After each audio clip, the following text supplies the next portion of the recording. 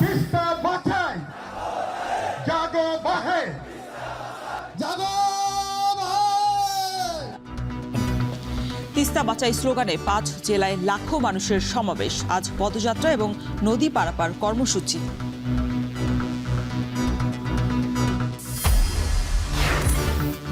পদত্যাগ নিয়ে সপ্তাহ শেষে সিদ্ধান্ত, বললেন উপদেষ্টা নাহিদ। নতুন দলে যোগ দেওয়ার সম্ভাবনা।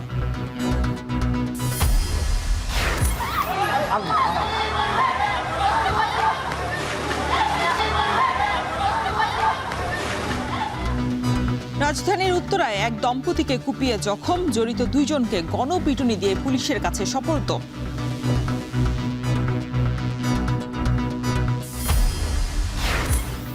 এবং সাবেক 24 এমপির বিলাসবহুল গাড়ির নিলামে সাড়া মেলেনি, মূল্য বেশি ধরায় ক্রেতা সংকট।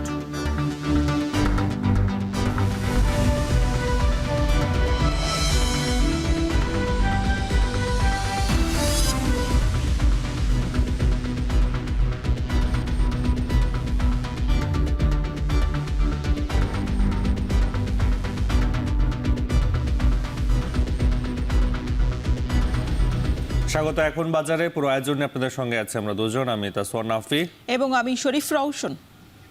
জাগোবাহে তিস্তা বাঁচাই স্লোগানে সোচ্চার আজ উত্তরের জনপদ। তিস্তা নদী রক্ষা আন্দোলনের ব্যানারে 48 ঘন্টার অবস্থান কর্মসূচির প্রথম দিনে অংশ নিয়েছে বিএনপি সহ বেশ কয়েকটি রাজনৈতিক দল।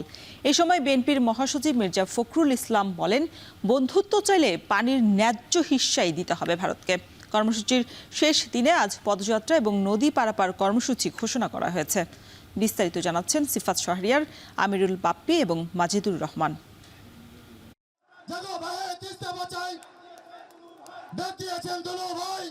বৈষম্য না পাওয়া আর তীব্র আকাঙ্ক্ষার জাগোবাহে তিস্তা বাঁচাই স্লোগানে খরা মৌসুমেও উত্তাল উত্তর জনপদ।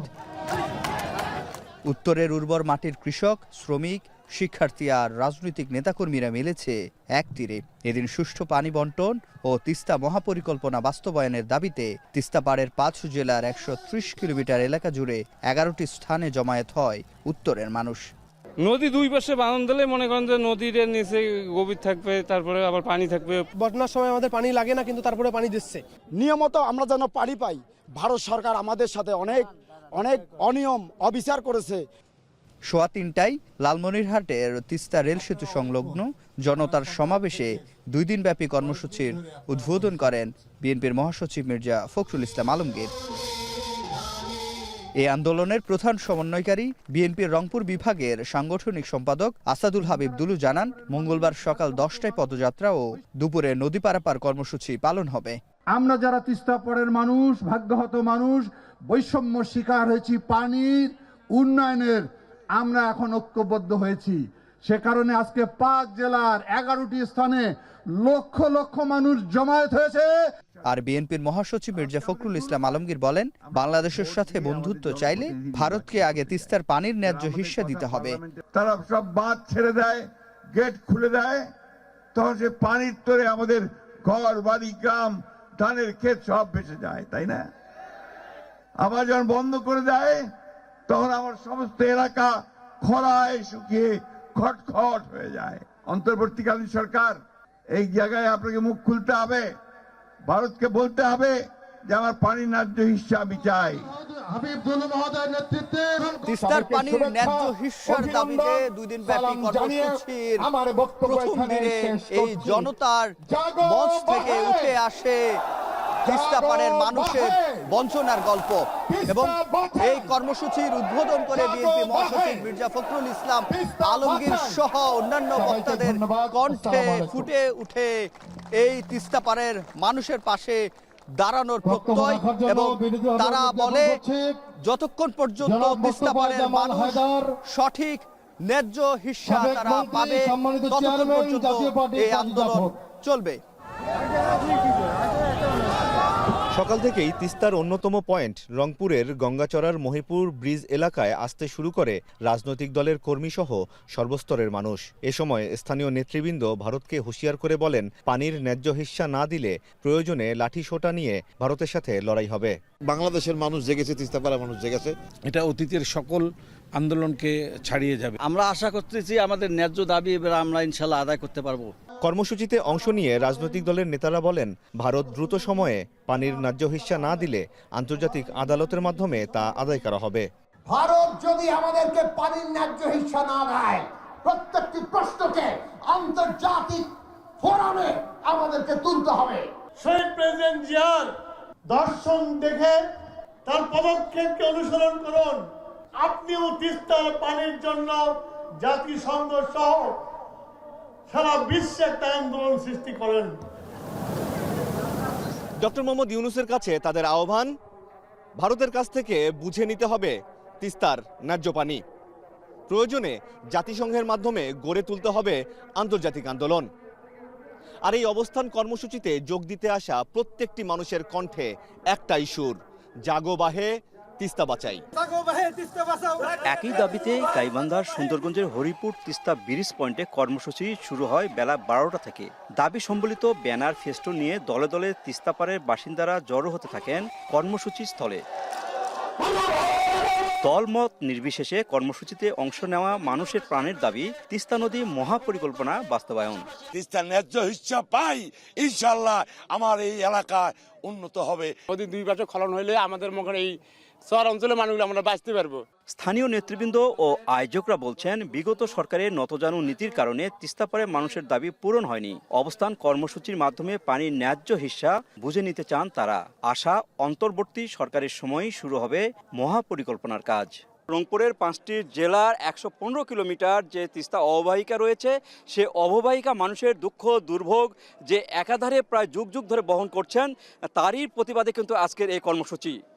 আর নির্বাচনের আগে এমন একটি কর্মসূচি বিএনপি ভারতকে কি বার্তা দিতে চাচ্ছে সেটি এখন দেখার বিষয়। গাইবান্ধার সুন্দরগঞ্জের হরিপুর তিস্তা ব্রিজ থেকে মাজিদুর রহমান, এখন। গত দেড় যুগে ভরাট, দখল আর অবকাঠামোর চাপে ঢাকায় বিলুপ্ত হয়েছে 12 থেকে 15টি খাল। নথিতে উল্লেখ থাকলেও বাস্তবে সব খাল নেই।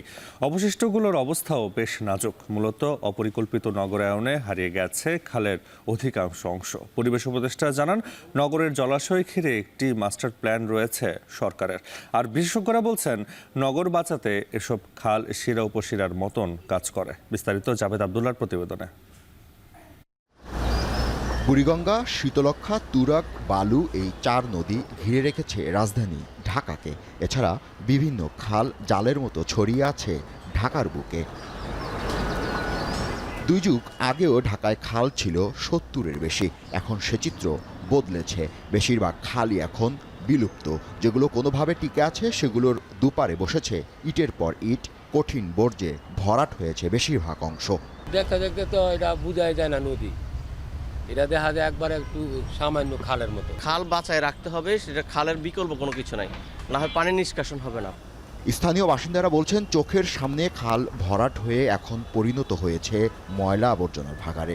বাড়িধারার পাশটা যেমন ঝিলটা অনেক ক্লিন রাখা হয়, কিন্তু আমাদের এই গুলশানের এই পাশটা কিন্তু ক্লিন করা হয় না, এবং ময়লাগুলো খুব বোধহয় অ্যাভেলেবেল ফেলানো হয় এটার ভিতরে, যার কারণে গন্ধ হয়, পরিবেশ দূষণটা বেশি হচ্ছে। নগর পরিকল্পনাবিদরা জানান, দখল দূষণে সংকটাপন্ন খাল উদ্ধার করে খনন কাজকে ত্বরান্বিত করতে হবে। আসন্ন বর্ষার কথা মাথায় রেখে সাজাতে হবে কর্মপরিকল্পনা।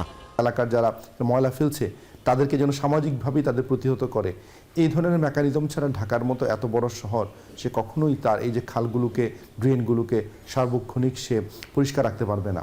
তাহলে লোকাল এঙ্গেজমেন্ট দরকার। আর এই ব্যাপারে ঢাকা দক্ষিণ সিটি কর্পোরেশনের প্রধান বর্জ্য ব্যবস্থাপনা কর্মকর্তার কাছে প্রশ্ন ছিল, খাল উদ্ধারে কোন ছকে আগাবে তারা, ভাবনায় কোন কাজটুকু আগে ঠাঁই পাচ্ছে।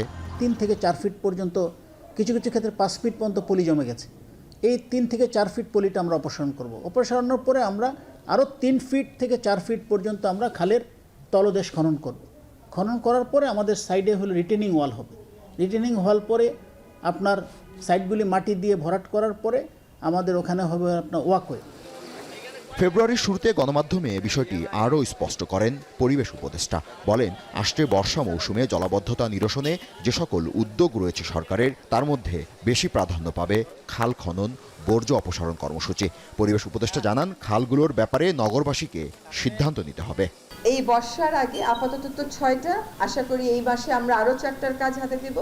এবং এই বর্ষার আগেই বাকি 9টার কাজও আমরা শুরু করে দিতে পারবো। অন্তত যাতে পানির প্রবাহ খালগুলোতে আনতে পারি সেটাই আমাদের প্রাথমিক টার্গেট, এবং এই কর্মসূচিটাকে কেন্দ্র করে আমরা এই 19টা খাল কেন্দ্রিক একটা হয়তো মাস্টার প্ল্যান করে ফেলবো। সেবা সংস্থাগুলো ঠিক সময়ের আগে কাজ শেষ করতে পারলে এবারের সুফল পেতে পারে নগরবাসী। বর্তমানে ঢাকা উত্তর সিটিতে 30টি আর ঢাকা দক্ষিণ সিটি কর্পোরেশনে 28টি খাল জলাশয় রয়েছে। ধুলাইখাল, লোহার পুল, কাঠের পুল ইত্যাদি নামগুলো মনে করিয়ে দেয় কোনো এক মৃত খালের স্মৃতিকে। এই নগরী নানা কারণে সেই খালগুলোকে গিলে খেয়েছে। বিশ্লেষকরা বলছেন জলের এই প্রবাহ চিরকাল মানুষের সুখ দুঃখের সাক্ষী। নদী, নালা, খাল মানব সভ্যতার দিশারি, তাই এদের কাছে আমাদের ঋণ রয়েছে। সেই ঋণ পরিশোধ বা এই নগরকে আরও বাসযোগ্য করে তোলার জন্য হলেও বেঁচে যাওয়া খালগুলোকে এখন রক্ষা করতে হবে। জাবেদ আবদুল্লাহ, এখন, ঢাকা। দল গঠন নিয়ে নানা আলোচনা এখন দেশ জুড়ে। গণমাধ্যমের খবরে উঠে আসছে কারা আসছেন নেতৃত্বে। এমন সময়ে সোমবার রাতে তথ্য উপদেষ্টা নাহিদ ইসলাম জানালেন এই ধরনের বেশিরভাগ খবরই অনুমান নির্ভর, তবে নতুন রাজনৈতিক দলে যোগদানের সম্ভাবনা আছে জানিয়ে তিনি বলেন উপদেষ্টা পদ থেকে পদত্যাগ বিষয়ে সপ্তাহ শেষেই চূড়ান্ত সিদ্ধান্ত জানাবেন। আরও জানাচ্ছেন ফরহাদ বিন নূর। 5 আগস্ট ছাত্র জনতার গণ অভ্যুত্থানের পরই ছাত্রদের নতুন রাজনৈতিক দল গঠনের গুঞ্জন শুরু হয়। এর মধ্যে বৈষম্য বিরোধী ছাত্র আন্দোলনে সামনে থেকে নেতৃত্ব দেয়া নাহিদ ইসলাম সহ 3 জন দায়িত্ব নেন অন্তর্বর্তী সরকারের উপদেষ্টা হিসেবে। 6 মাস পর দল গঠনের সিদ্ধান্ত যখন চূড়ান্তে, তখন বিভিন্ন গণমাধ্যমে খবর হয়েছে নাহিদ ও আসিফ উপদেষ্টা পদ থেকে পদত্যাগ করবেন, নেতৃত্ব দেবেন নতুন রাজনৈতিক দলে। তবে সোমবার ডিসি সম্মেলনে যোগদান শেষে নাহিদ ইসলাম জানালেন অনুমান নির্ভর এমন সংবাদ প্রচার উচিত নয়। অনুমানের উপর ভিত্তি করে এই ধরনের তথ্যগুলো ছড়ানো উচিত হচ্ছে না। তিনি স্পষ্ট করলেন উপদেষ্টা পদ থেকে পদত্যাগ করে নতুন রাজনৈতিক দলে যোগ দেবেন কিনা তা আনুষ্ঠানিকভাবে এ সপ্তাহের শেষ দিকে জানাবেন। সেই দলে হয়তো যুক্ত হওয়ার সম্ভাবনা আমার থাকতে পারে, কিন্তু সেটা হলে আমি সরকার থেকে এটা আনুষ্ঠানিকভাবে পদত্যাগ করেই সেটি করব। সে বিষয়ে আমি এখনও চূড়ান্ত সিদ্ধান্ত নেইনি, কিন্তু সেটা সম্ভাবনা আছে। হয়তো এই সপ্তাহের শেষে আমি এই বিষয়ে একটা চূড়ান্ত সিদ্ধান্ত আপনাদের সবাইকে জানাতে পারব। এদিকে রাজধানীর ওসমানী স্মৃতি মিলনায়তনে জেলা প্রশাসক সম্মেলনে অংশ নেন তিনি। সেখানে গুজবের ব্যাপারে ডিসিরা উদ্বেগ জানিয়েছেন বলে জানান তথ্য উপদেষ্টা। বলেন সারা দেশের প্রেস ক্লাবগুলোর কোন্দলের কারণে জেলা প্রশাসকরা সমস্যায় পড়ছে। ফরহাদ বিন নূর, এখন, ঢাকা। রাজধানীর উত্তরায় রাতের বেলা তুচ্ছ ঘটনা নিয়ে ধারালো অস্ত্র দিয়ে কুপিয়ে আহত করা হয়েছে এক দম্পতিকে। এই ঘটনায় জড়িত 5 জনের মধ্যে 2 জনকে গণপিটুনি দিয়ে পুলিশের কাছে সোপর্দ করেছে উপস্থিত জনতা। আহত দম্পতি রাজধানীর একটি বেসরকারি হাসপাতালে চিকিৎসাধীন আছেন। বিস্তারিত রাব্বি হোসেনের প্রতিবেদনে। রাজধানীর উত্তরার 7 নম্বর সেক্টরে এভাবেই রাতের বেলা প্রকাশ্যে এক দম্পতিকে ধারালো অস্ত্র দিয়ে কুপিয়ে আহত করে বখাটেরা। এই নৃশংস দৃশ্য ধরা পড়ে উপস্থিত জনতার মুঠোফোনে, যা মুহূর্তেই ছড়িয়ে যায় সামাজিক যোগাযোগ মাধ্যমে। ঘটনাটি সোমবার রাত 10টার দিকে। কয়েকজন বখাটে তরুণ বেপরোয়াভাবে হর্ন বাজিয়ে মোটরসাইকেল চালিয়ে যাওয়ার সময় একটি রিকশায় ধাক্কা দেয়। এ সময় পাশ দিয়ে মোটরসাইকেলে যাওয়া দম্পতি মেহবুব হাসান ও নাসিমা ইফতির সঙ্গে হর্ন বাজানো নিয়ে তর্কাতর্কি হয়। এক পর্যায়ে ধারালো অস্ত্র দিয়ে এলোপাথারি কুপিয়ে জখম করে তাদের। পরে উপস্থিত জনতা কিশোর গ্যাংয়ের এই 2 সদস্য রবি ও মোবারককে গণপিটুনি দিয়ে উত্তরা পশ্চিম থানা পুলিশের কাছে সোপর্দ করে। উত্তরা থানা পুলিশ জানায় ঘটনার শুরুতে 3 জন থাকলেও পরে বাকি সহযোগীদের খবর দিলে মূলত তারাই ধারালো অস্ত্র নিয়ে আসে। ঘটনায় জড়িত 2 জনকে আটক করেছে পুলিশ। বাকি 3 জনকে আটকে চলছে অভিযান। ধাক্কা দিলে রিকশাওয়ালা নেমে এসে এটা প্রতিবাদ করার পরে যখন ভিকটিমদের পাশ দিয়েও যাওয়ার সময় উচ্ছৃঙ্খলভাবে যাওয়ার কারণে সেও এটা রিকশাওয়ালার পক্ষ নিয়ে এদেরকে অপরাধীদের সাথে প্রতিবাদ করে এবং অপরাধীদের একজনকে কলার ধরে। সহপাঠী আরও 2 জন 2টা ধারালো দেশীয় অস্ত্র এনে এই ঝগড়াঝাটি অবস্থায় তাদের স্বামী স্ত্রীকে কোপ দেয়। আহত দম্পতি বর্তমানে রাজধানীর একটি বেসরকারি হাসপাতালে চিকিৎসাধীন রয়েছে।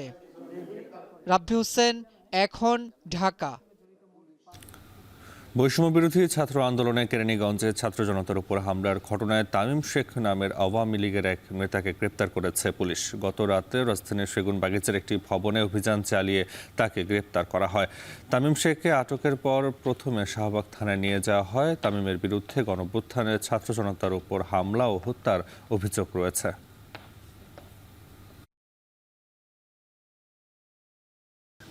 সাবেক 24 এমপির বিলাসবহুল গাড়ির নিলাম গণমাধ্যমে প্রচার হলেও আশানুরূপ সাড়া মেলেনি। 15 এমপি মন্ত্রীর গাড়ি দরপত্র পড়লেও সাবেক তথ্য প্রতিমন্ত্রী আরাফাত সহ 9 এমপির গাড়ির জন্য আগ্রহই দেখাননি কেউ। বিডারদের দাবি, সংরক্ষিত মূল্য বেশি ধরায় প্রথম নিলামে এমপিদের কোনো গাড়ি বিক্রি হয়নি। বিস্তারিত জানাচ্ছেন হাজেরা শিউলি। 5 আগস্ট সরকারের পট পরিবর্তনে সংসদ ভেঙে যাওয়ায় শুল্কমুক্ত সুবিধায় চট্টগ্রাম বন্দর দিয়ে আমদানি করা বিলাসবহুল গাড়ি খালাসের সুযোগ পাননি দ্বাদশ সংসদের 30 এমপি।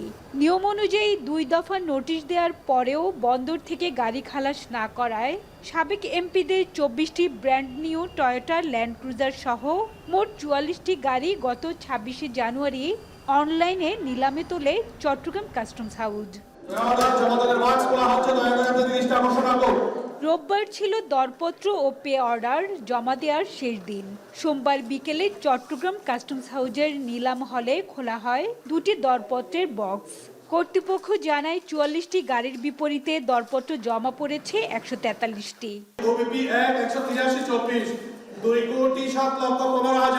24 এমপির প্রতিটি ল্যান্ড ক্রুজারের ভিত্তিমূল্য 9,67,00,000 টাকা ধরা হলেও গড়ে নিলামে দর উঠেছে 2 থেকে 2.5 কোটি। খুলনা 3 আসনের সাবেক এমপি SM কামালের ল্যান্ড ক্রুজারের জন্য সর্বোচ্চ 3,10,00,000 টাকা দর উঠেছে। এরপর বগুড়া 5 আসনের এমপি মজিবুর রহমান মঞ্জুর গাড়ি দ্বিতীয় সর্বোচ্চ দর উঠেছে 2,60,00,000 টাকা।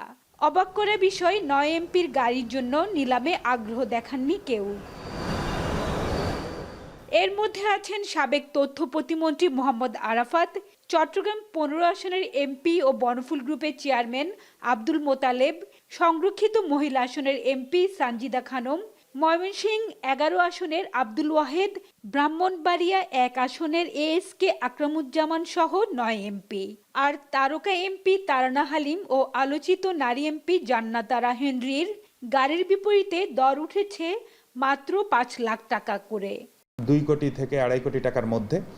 আবার আরও 8 থেকে 10টা গাড়ি, যেটা আমরা আরও কনফার্ম করতে পারবো আসলে অ্যাসেসমেন্ট করার পরে, যে টোটাল হিসাবটা আমরা পাবো, ওইগুলোতে কোনো বিড পড়ে নাই। বিডারদের অভিযোগ, কাস্টমসের নির্ধারিত 9,67,00,000 টাকা মূল্যে এমপিদের গাড়ি কেনার মতো ক্রেতা বর্তমানে বাজারে নেই।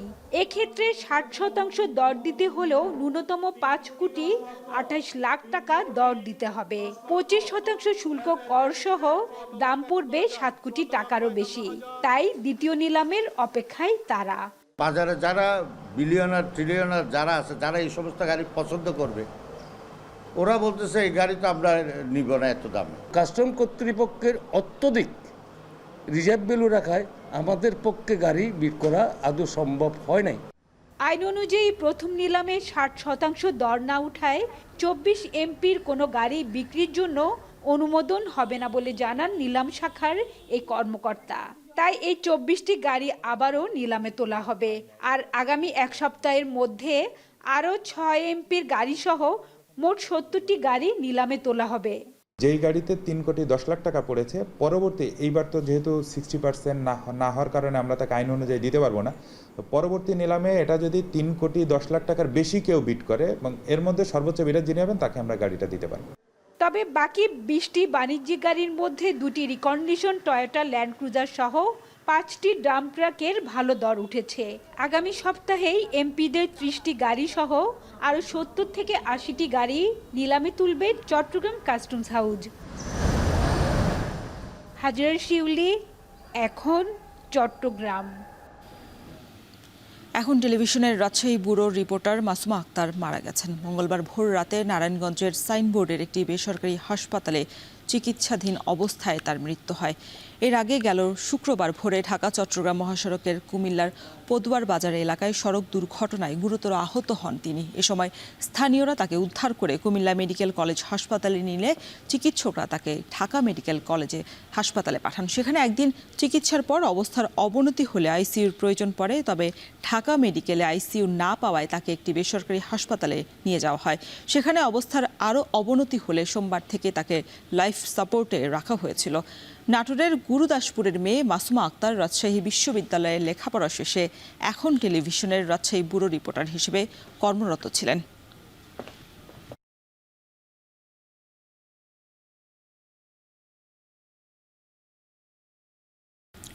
নওগাঁয় সরবরাহ বৃদ্ধি পাওয়ায় পাইকারিতে কমেছে মাছের দাম। সপ্তাহের ব্যবধানে চাষের মাছের দাম কেজিতে কমেছে 15 থেকে 20 টাকা পর্যন্ত। এ বিষয়ে আরও জানাতে পৌর পাইকারি মাছ বাজার থেকে যুক্ত হচ্ছেন আব্বাস আলী।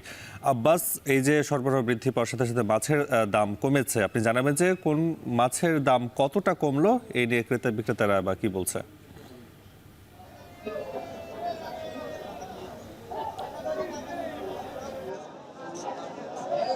নাপি নওগাঁ পৌর পাইকারি মাছের বাজারে মাছের সরবরাহ কিছুটা বেড়েছে, তবে মাছের সরবরাহ বাড়লেও দাম কিছুটা কমেছে বলে এখানকার ব্যবসায়ীরা জানিয়েছেন যে ক্রেতা আসলে চাহিদা কম বেশি, যার কারণে বলা যায় যে গত এক সপ্তাহের ব্যবধানে সব ধরনের মাছের দাম কমছে কেজিতে 15 থেকে 20 টাকা পর্যন্ত। আর মাছের দামের কথা যদি বলি যে বিগত দিনগুলোতে আসলে 7:30টার পর মাছের বাজার শুরু হলেও আজ 8টার পর মাছের বাজার শুরু হয়েছে। আর এখানে প্রকারভেদে মাছ বিক্রি হচ্ছে। চাষকৃত জীবিত যে মাছগুলো রয়েছে 1 থেকে 3 কেজি ওজনের রুই মাছ বিক্রি হচ্ছে 220 থেকে 330 টাকা কেজি পর্যন্ত। 1 থেকে 2 কেজি ওজনের কাতলা বিক্রি হচ্ছে 220 থেকে 270 টাকা। সিলভার কাপ মাছ বিক্রি হচ্ছে 1 কেজি ওজনের 220 থেকে 360 টাকা পর্যন্ত। ব্রিগেড মাছ একই দামে এখানে বিক্রি হচ্ছে। এছাড়া পাঙ্গাস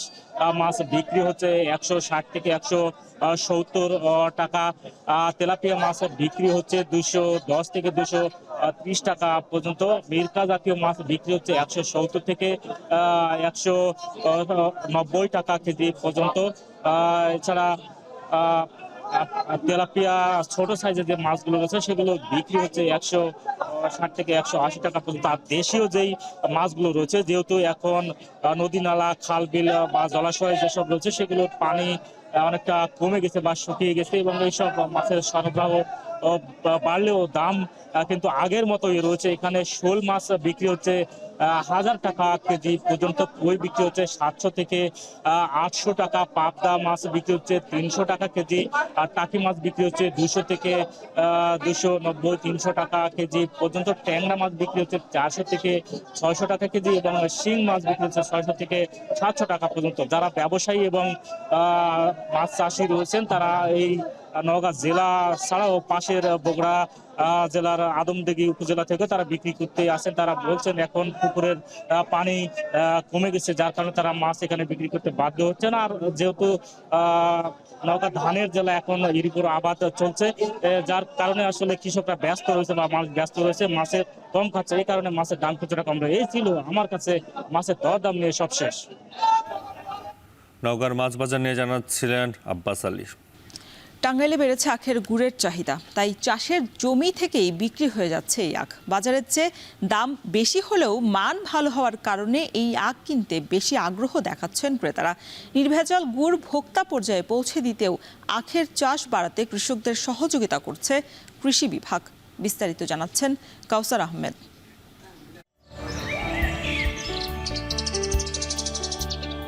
চাহিদা থাকায় টাঙ্গাইলের বিভিন্ন এলাকায় দিন দিন বাড়ছে আখের চাষ। ভোরের আলো ফুটতেই জমি থেকে আখ কাটতে ব্যস্ত হয়ে পড়েন প্রান্তিক চাষিরা। কেউ আবার সেই আখ থেকে সংগ্রহ করছেন রস। নাগরপুরের গয়হাটা গ্রামে 3 বিঘা জমি লিজ নিয়ে আখ চাষ করছেন স্থানীয় কৃষক বাবলু দেওয়ান। আখ চাষে খরচ করেছেন 1,20,000 টাকা। এই আখ থেকে গুড় তৈরি করে 3.5 লাখ টাকা আয়ের আশা করছেন তিনি। খুচরা বিক্রি করলে দাম একটু বেশি বিক্রি করতে পারি। আমি যেটুকু আবাদ করছি এটা চাহিদা পূরণ করতে পারুম না। 220 লিটার আখের রসকে 3 ঘন্টা জাল দিলে তৈরি হয় 1 মণ গুড়। আর প্রতিমন গুড় বিক্রি হয় ৬,০০০ টাকায়। যেখানে রসের কালচে রং ও ময়লা দূর করতে শিমুল গাছের ছাল ব্যবহার করছেন কারিগররা। মানে ও স্বাদে ভালো হওয়ায় কৃষকের কাছ থেকেই গুড় কিনে নিচ্ছেন ক্রেতারা। আমি এই কাজটা করতেছি আজ 20 বছর যাবত। এটা একটা পিওর গুড়, 40 কেজির দাম 6,000, আর খুরচাই 1 কেজি 150 টাকা। এই গুড় খেয়ে আর ওই গুড় খেয়ে আমরা অনেকটা ব্যবধান বা অনেকটা তফাৎ পাই। এনে আমাকে চোখের সামনেই তৈরি হইতেছে, দূর দূরান্ত থেকেও আসতেছে লোক। অর্থনীতিবিদরা বলছেন গুড়ের উৎপাদন বাড়াতে পারলে একদিকে কমবে চিনির দাম, অন্যদিকে তৈরি হবে নতুন কর্মসংস্থান। এই ধরনের ব্যবসা করতে পুঁজি স্বল্প লাগে, তো অনেকেই এটাতে আগ্রহী হবে। আগ্রহী হয়ে সরকারের যে সহযোগিতা পেলে এই ব্যবসা দিয়ে অন্য ব্যবসার তুলনায় যেহেতু পুঁজি এখানে যথেষ্ট কম লাগছে, তো তাদের দৈনন্দিন যে চাহিদা সেটা তারা পূরণ করতে পারবে। কৃষি কর্মকর্তারা বলছেন নাগরপুরে চলতি মৌসুমে 135 টন গুড় উৎপাদিত হবে, যার বাজার মূল্য 2.25 কোটি টাকার বেশি। এভাবে আখ চাষ করে কৃষকরা লাভবান হচ্ছে। সরকারি বিভিন্ন প্রণোদনা, পুনর্বাসন এবং আমাদের প্রদর্শনী স্থাপনের মাধ্যমে কারিগরি প্রযুক্তি দিয়ে আমরা কৃষকদের পাশে আছি। সরকারি পৃষ্ঠপোষকতা পেলে জেলায় আখ উৎপাদনের পাশাপাশি ভেজালবিহীন গুড় উৎপাদন বাড়বে, এমনটাই প্রত্যাশা সংশ্লিষ্টদের। এখন টাঙ্গাইল। শরীয়তপুরে সড়ক বিভাগের জমি দখল করে গড়ে উঠেছে 146টি অবৈধ স্থাপনা। উচ্ছেদ করতে না পারায় সড়ক সম্প্রসারণ, ফুটপাত এবং যাত্রী ছাউনি নির্মাণে কাজ করতে পারছে না সড়ক বিভাগ। এদিকে পদ্মা সেতু উদ্বোধনের পর শরীয়তপুরে বেড়েছে গণপরিবহন এবং ব্যক্তিগত গাড়ির চাপ, ফলে শহরবাসীর নিত্যদিনের সঙ্গে এখন যানজট। সড়কের পাশে ফুটপাত না থাকায় বাড়ছে দুর্ঘটনার ঝুঁকিও। সজীব খানের ক্যামেরায় বিস্তারিত জানাচ্ছেন কাজী মনিরুজ্জামান। জমি সরকারের কিন্তু স্থাপনা ব্যক্তির, এমন চিত্র শরীয়তপুর শহরের প্রধান সড়কের 2 কিলোমিটার এলাকা জুড়ে। পাকা, আধা পাকা, সুউচ্চ ভবন কি নেই সড়ক বিভাগের এই জমিতে? ব্যক্তি, প্রতিষ্ঠান, এমনকি সরকারি দপ্তরগুলো বাদ যায়নি এ দৌড়ে।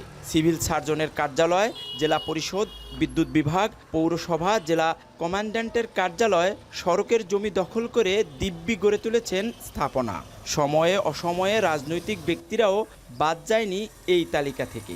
60 থেকে 70 ফুট চওড়া জমির 24 ফুট সড়ক নির্মাণের পর বাকি জমি চলে গেছে দখলদারদের জিম্মায়। বেদখল জমি উদ্ধারে আদালতের দ্বারস্থ হয়েছেন সড়ক বিভাগ, তবে সেখানেও বিধিবাম।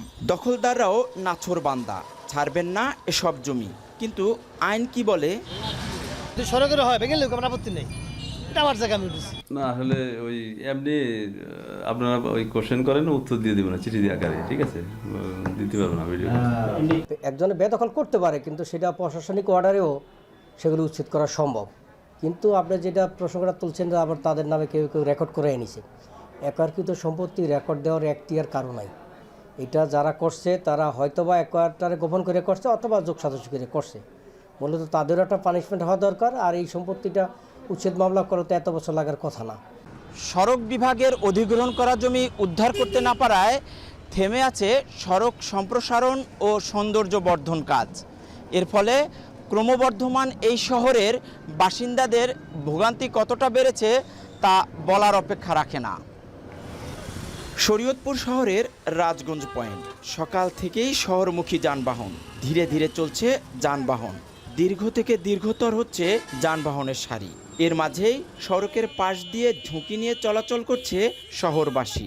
যানবাহন নিয়ন্ত্রণে হিমশিম অবস্থা ট্রাফিক বিভাগেরও। দ্রুত সময়ে দখলমুক্ত করে সড়ক বাড়ানো আর ফুটপাত নির্মাণের দাবি শহরবাসীর। এই পদ্মা সেতু চালু হওয়ার পর সড়ক পরিবহন, অন্য পরিবহন অনেকটাই বাড়ার কারণে, ঠিক আছে, আমরা সদরে সবসময় ভোগান্তিতে থাকি। সকাল 9টার পর থেকে আপনার নিয়া 11টা 12টা পর্যন্ত যে জাম পড়ে, এই জামে আমরা খুবই অস্থির লাগে। রাস্তাটা প্রশস্ত হওয়া দরকার, আর ফুটপাত অবশ্যই দরকার, অবশ্যই জরুরি। অবৈধ স্থাপনা উচ্ছেদ করে সড়ক সম্প্রসারণ করা গেলে যানজট নিরসন হবে, বলছেন সড়ক ও জনপথ বিভাগের নির্বাহী প্রকৌশলী। আর দখলদারদের উচ্ছেদে সব ধরনের সহযোগিতার আশ্বাস দিয়েছেন জেলা প্রশাসক। অবৈধ স্থাপনা থাকার ফলে যেহেতু আমাদের সড়ক সংকুচিত হয়ে গেছে, অবশ্যই অবৈধ স্থাপনা সরানোর পরে আমাদের পাশে জায়গা হবে এবং অবশ্যই এখানে যানজট নিরসনে সেটা খুবই গুরুত্বপূর্ণ ভূমিকা পালন করবে এবং এখানে অনেক ক্ষেত্রে প্রয়োজনের ক্ষেত্রে যাত্রী ছাউনি নির্মাণ করা যাবে। যেগুলো আদালতে বিষয় যেগুলো বিচারাধীন রয়েছে সেগুলো তো আমাদের আদালতের রায় পর্যন্ত অপেক্ষা করতে হচ্ছে, কিন্তু অন্যান্য স্থাপনা বা জায়গা যেগুলো অবৈধ দখলে আছে সেগুলোর বিষয়ে আমরা অনতিবিলম্বে আইনানুগ প্রয়োজনীয় সহযোগিতা প্রদান করব।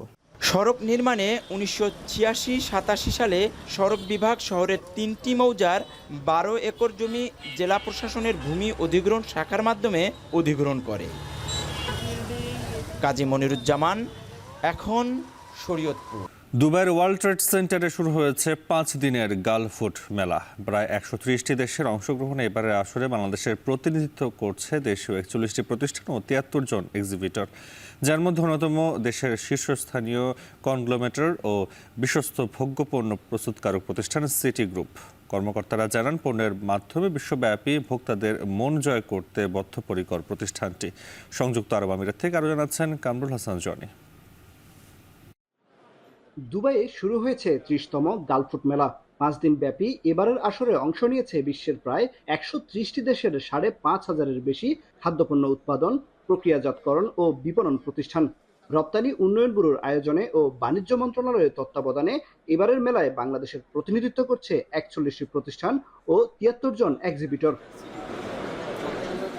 2014 সাল থেকে এই মেলায় সক্রিয়ভাবে অংশগ্রহণ করে আসছে দেশের শীর্ষস্থানীয় বিশ্বস্ত ভোগ্যপণ্য প্রস্তুতকারক প্রতিষ্ঠান সিটি গ্রুপ। ইতোমধ্যে প্রতিষ্ঠানটি বিশ্বব্যাপী রপ্তানি কার্যক্রম সম্প্রসারণ করেছে। বর্তমানে 30টির বেশি দেশে পৌঁছে গেছে সিটি গ্রুপের পণ্য।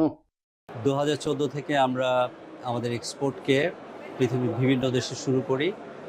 এ পর্যন্ত 30টিরও বেশি দেশে আমাদের পণ্য সামগ্রী রপ্তানি হচ্ছে। মেলায় অংশ নিয়ে প্রিমিয়ার বিস্কুট, বিশ্বমানের চা সহ বিভিন্ন পণ্য প্রদর্শন করছে সিটি গ্রুপ। কর্মকর্তারা জানান, পণ্যের মাধ্যমে বিশ্বব্যাপী ভোক্তাদের মন জয় করতে বদ্ধপরিকর প্রতিষ্ঠানটি। পাশাপাশি নতুন অংশীদারিত্ব গড়ে তোলা ও প্রতিষ্ঠানের বৈশ্বিক পরিসর সম্প্রসারণেও চলছে কার্যক্রম। প্রিমিয়াম রাস্ক এটি আমাদের জন্য নিঃসন্দেহে গত বছর এটি চমৎকার সাড়া পেয়েছি। এবছর আরও একটু এক ধাপ এগিয়ে আমরা ইনগ্রেডিয়েন্টস এবং গুণগত মানগুলোকে আরও সমৃদ্ধ করে নিয়ে এসেছি এবং এখানে প্রায় 7টি ভ্যারাইটিস আমাদের রয়েছে। ক্রেতা ও দর্শনার্থীদের পাশাপাশি নতুন পণ্য সম্পর্কে জানতে মেলায় হাজির হয়েছে বিভিন্ন পরিবেশক প্রতিষ্ঠান।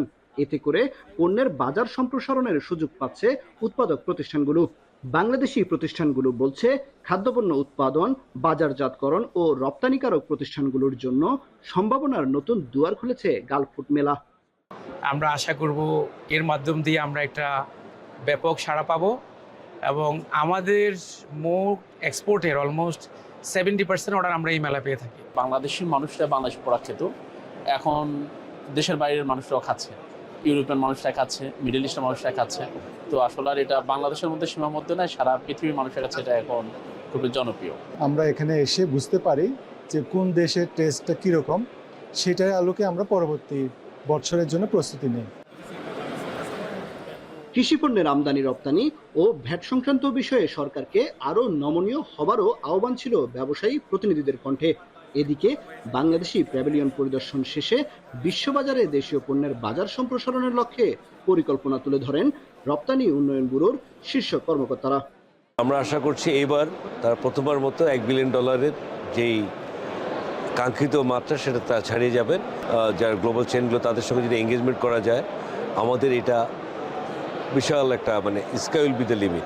ইপিবিকে আরেকটু স্ট্রং হতে হবে, আমাদের নেগোসিয়েশন পাওয়ার বাড়াইতে হবে, মেড ইন বাংলাদেশকে আপনাকে ডেভেলপ করতে হবে। উইদাউট মেড ইন বাংলাদেশ আমরা সেল করতে পারবো। দুবাই ওয়ার্ল্ড ট্রেড সেন্টারে 5 দিন ব্যাপী গালফুট মেলার পর্দা নামবে আগামী 21 ফেব্রুয়ারি। কামরুল হাসান জনি, এখন সংযুক্ত আরব আমিরাত। রাশিয়া ইউক্রেন যুদ্ধবন্ধের আলোচনায় অংশ নিতে সৌদি আরবে পৌঁছেছেন রুশ এবং মার্কিন প্রতিনিধি দল। আজ রিয়াদে এই ইস্যুতে বৈঠক হওয়ার কথা রয়েছে। রাশিয়ার পক্ষ থেকে দেশটির পররাষ্ট্রমন্ত্রী সের্গেই ল্যাভরভ এবং পুতিনের পররাষ্ট্রনীতি বিষয়ক উপদেষ্টা ইউরি উসাকভ বৈঠকে প্রতিনিধিত্ব করবেন। অপরদিকে যুক্তরাষ্ট্রের পক্ষ থেকে থাকবেন মার্কিন পররাষ্ট্রমন্ত্রী মার্কো রুবিও এবং কূটনীতিবিদ কেইথ কেলক। এরই মধ্যে সৌদি যুবরাজ মোহাম্মদ বিন সালমানের সঙ্গে সাক্ষাৎ করেছেন মার্কিন পররাষ্ট্রমন্ত্রী। এদিকে ইউরোপকে বাদ দিয়ে ইউক্রেন শান্তি আলোচনার প্রতিক্রিয়ায় ফ্রান্সের প্যারিসের প্রেসিডেন্সিয়াল প্যালেস এলিসি ভবনে বৈঠক করেন ইউরোপীয় ইউনিয়নের নেতারা। আহ্বান জানান ইউক্রেনের নিরাপত্তা ইস্যুতে যুক্তরাষ্ট্রকে পিছপা না হওয়ার।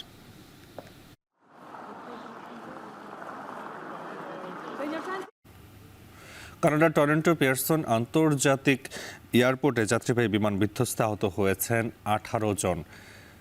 সোমবার বিকেলে মিনিয়াপোলিস থেকে 80 জন আরোহী নিয়ে টরন্টো আসছিল ডেল্টা এয়ারলাইন্সের 4819 বিমানটি। পিয়ারসন আন্তর্জাতিক বিমানবন্দরে অবতরণের সময় পুরোপুরি উল্টে যায় এটি। যদিও বিমানে থাকা সব যাত্রী, পাইলট ও ক্রুকে জীবিত উদ্ধার করা হয়। দুর্ঘটনার পর সাময়িক সময়ের জন্য বন্ধ থাকে বিমানবন্দরটির সব কার্যক্রম। পরে বিকেল 5টার দিকে চালু হয় তা। ঘটনার কারণ জানতে তদন্তের দায়িত্ব দেওয়া হয়েছে দেশটির ন্যাশনাল ট্রান্সপোর্ট সেফটি বোর্ডকে।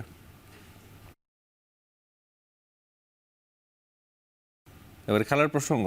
মাঠে করানোর অপেক্ষায় চ্যাম্পিয়ন্স ট্রফির নবম আসর টপ ফেভারিটের তকমা পাকিস্তান ও ভারতের। নিউজিল্যান্ড, দক্ষিণ আফ্রিকা আছে ভালো অবস্থানে। ইনজুরির কারণে সেরা দল গড়তে না পারলেও বড় আসরের সব সময় ভয়ঙ্কর অস্ট্রেলিয়া।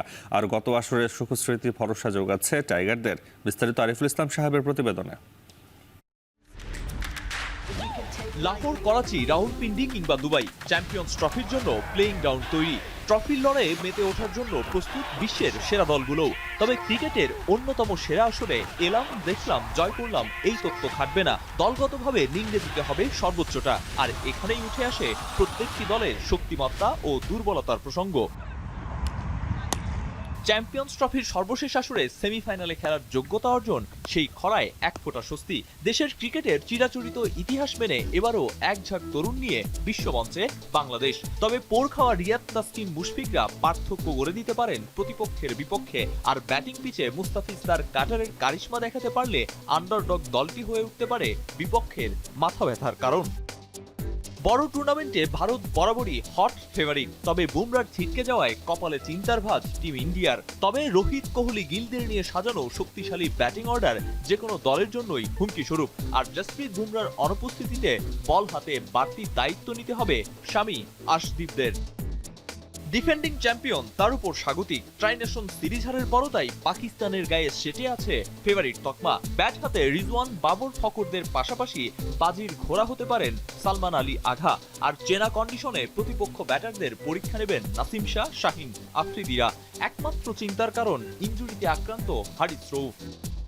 কিউই ট্র্যাজেডি ক্রিকেটের বড় আসরগুলোতে সাম্প্রতিক সময়ে সবচেয়ে নিয়মিত ঘটনা। তবে Mitchell Santner, Michael বেসোয়েলদের spin attack নতুন করে লিখতে পারে ব্ল্যাক ক্যাপসদের ইতিহাস। অভিজ্ঞ কেন উইলিয়ামসন, লকি ফার্গুসন সেই পথটা মসৃণ করার সামর্থ্য রাখেন। আর এক্স ফ্যাক্টর হয়ে উঠতে পারেন গ্লেন ফিলিপস। প্রথমবারের মতো চ্যাম্পিয়ন ট্রফির লড়াইয়ে শামিল আফগানিস্তান। রাশিদ খান, নবী গুরবাজরা ছোট দলের বড় তারকা। তবে বল হাতে ভেলকি দেখাতে পারেন ফজল হক ফারুকিও। আলাদা করে আলো কাটতে পারেন বাহাতি ব্যাটার সেদিকুল্লাহ আতাল। খেলার ময়দানে নামার আগেই ইনজুরি উইলিতে বিধ্বস্ত অস্ট্রেলিয়া। স্টার্ক কামিন্সদের অনুপস্থিতি আর বোলিং ইউনিটের নতুন লাইন আপ নিয়ে অস্বস্তিতে অধীরা।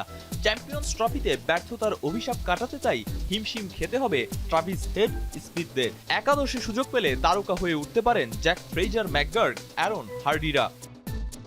প্রায় সব দলে কম বেশি ইনজুরি জুজু থাকলেও অজিদের চিরপ্রতিদ্বন্দ্বী ইংল্যান্ড আছে সবচেয়ে ভালো অবস্থানে। রুট ব্রুকদের ক্লাসিক ব্যাটিং এর সাথে বাটলার, লিভিংস্টন, ফিল সল্টদের আগ্রাসী ব্যাটিং গড়তে পারে অপ্রতিরোধ্য কম্বিনেশন। এমন লাইন আপে বেন ডাকেট বোনাস। বোলিংয়ে বাকি কাজটা সারবেন মার্ক উড, গাস, অ্যাটকিনসনরা। 92 থেকে 23 সকল বৈশ্বিক আসরে দক্ষিণ আফ্রিকার সঙ্গী চোকার্স নামের বিশেষণ আলোচনায় না থাকলেও ক্লাসেন, মিলার, মার্করামদের সামর্থ্য প্রতিপক্ষকে নাড়িয়ে দিতে সক্ষম। পাশাপাশি রাবাদায় এনগিডিদের সাথে তাবরিজ শামসি, মহারাজদের স্পিন ঘূর্ণি চোকার্স তকমা ঘুচিয়ে বাবুমার দলকে পরাতে পারে রাজার মুকুট। আরিফুল ইসলাম সাহাব, এখন। শেষ করছি এখন বাজার। তার আগে শিরোনামগুলো আরো একবার। জাগো বাহে, জাগো তিস্তা বাঁচাও স্লোগানে 5 জেলায় লাখো মানুষের সমাবেশ। আজ পদযাত্রা ও নদী পারাপার কর্মসূচি।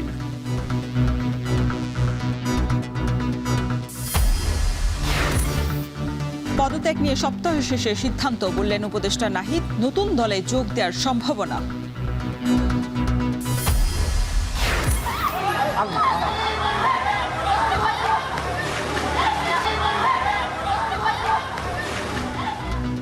রাজধানীর উত্তরায় এক দম্পতিকে কুপিয়ে জখম, জড়িত 2 জনকে গণপিটুনি দিয়ে পুলিশে সোপর্দ।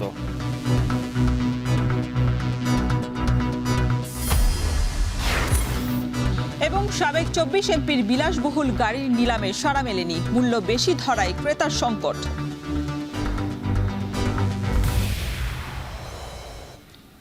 এই ছিল এখন বাজারের আয়োজনে। এখন টেলিভিশন ওয়েবসাইটে দেখতে ভিজিট করুন www.ekhon.tv। এছাড়া ফেসবুক দেখতে ভিজিট করুন facebook.com/tv.ekhon এবং ইউটিউব দেখতে ভিজিট করুন youtube.com/ekhon TV।